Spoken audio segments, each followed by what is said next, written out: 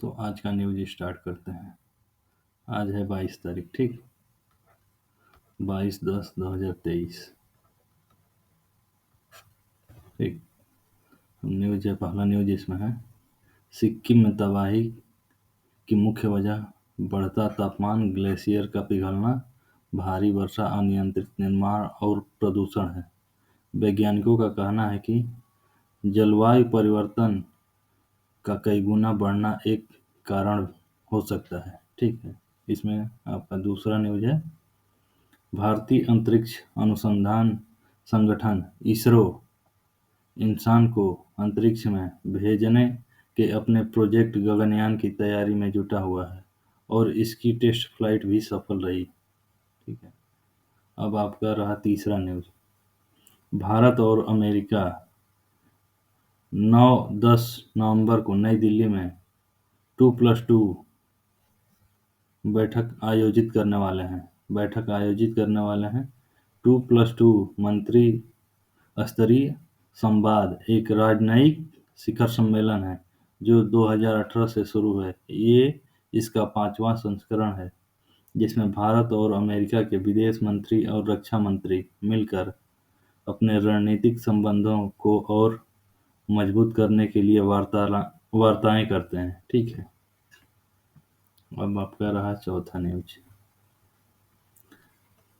RBI की report के मुताबिक इस साल सितंबर में बेरोजगारी की दर अगस्त की 8.1% से घटकर 7.1% हो गई है तथा ग्रामीण और शहरी दोनों ही जगहों पर बेरोजगारी दरों में कमी आई है।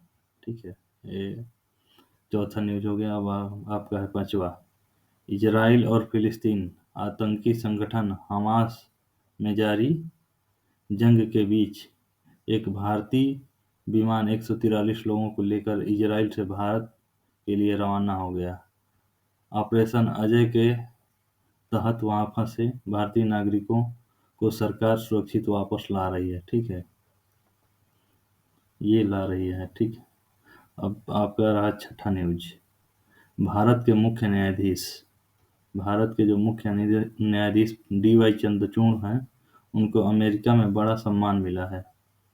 यह सम्मान हार्वर्ड लॉ स्कूल के सेंटर ऑन लीगल प्रोफेशन की तरफ से चंद्रचूड़ को वैश्विक नेतृत्व पुरस्कार से सम्मानित किया गया है। ठीक है।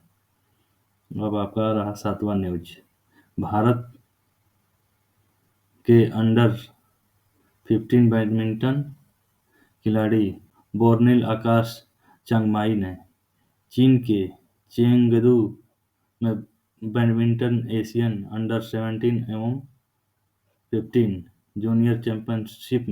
जूनियर चैंपियनशिप के फाइनल में फैन होंगजुआन को हराकर स्वर्ण पदक जीत लिया है। ठीक है। ये हैं आपके बोर्निल आकाश चांगमाई। ठीक है, ये स्वर्ण पदक जीते हैं। ठीक है। अब अगला आपका आठवां न्यूज आ रहा है, भारत ने संयुक्त राष्ट्र सुरक्षा परिषद के प्रस्ताव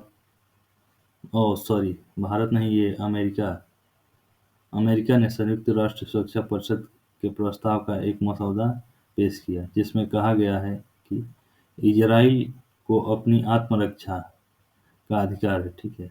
इसमें ईरान से यह मांग की गई है कि पूरे क्षेत्र में शांति और सुरक्षा के लिए खतरा पैदा करने वाले उग्रवादी और आतंकवादी समूहों को हथियार देना बंद करे। ये कहा जा रहा है ईरान से अमेरिका के द्वारा। ठीक है। अब आपका 9वां न्यूज है, भारत में वायुसेना के C-17 विमान आज लगभग